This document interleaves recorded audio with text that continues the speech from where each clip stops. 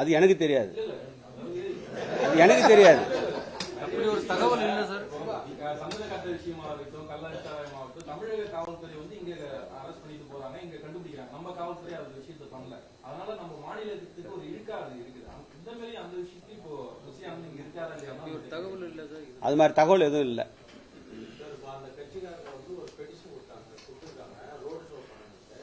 இப்போ அந்த பெட்டிஷன் பத்தி ஏதாவது நம்ம நடவடிக்கை எடுத்து வைக்க மாதிரி இருக்கும். அவங்க திரும்ப வந்து வலியுறுத்திருக்காங்க. இல்லை, ஒன்றும் இது வரைக்கும் வலியுறுத்தலையே. அவங்களே அதை போஸ்ட்போன் பண்ணிட்டாங்கல்ல. அவங்களே போஸ்ட்போன் பண்ணிட்டாங்க. திரும்ப அவங்க கேட்கல. இன்னும் அவங்களே போஸ்ட்போன் பண்ணிட்டாங்க. திரும்ப அவங்க வந்து அனுமதி கேட்கல. அனுமதி கேட்கும் பொழுது அதை ஆலோசித்து முடிவெடுக்கப்படும். சம்பவத்துக்கு அப்புறம் பாண்டிச்சேரி அது மாதிரி ரோட் ஷோ நடத்துறதுக்கு, கூட்டு நடத்துறதுக்கு, அனுமதி கொடுக்கறதுக்கு புதிய வழிமுறைகள் ஏதாவது வகுத்துருக்கீங்களா? முதல்ல அவங்க அனுமதி கேட்கட்டும். அதுக்கப்புறம் இல்ல சம்பவத்துக்கு அப்புறம் பொதுவாவே இல்ல பொதுவாவே அது மாதிரி நேரத்துல அவங்க யாரெல்லாம் எந்த நேரத்தில் அனுமதி கேட்கறாங்களோ அதை பொறுத்து முடிவெடுக்கப்படும். இல்ல எஸ்ஓபி வெகு விரைவில் அதற்கான எஸ்ஓபி வந்து அறிவிக்கப்படும். ரெண்டாவது ஒரு விஷயத்தை நீங்க புரிஞ்சுக்கணும். ரெண்டாவது வந்து ஒவ்வொரு அரசியல் கட்சிக்கும் அது மாறுபடும். அவங்க கேட்கிற இடம் பொறுத்து இருக்குது.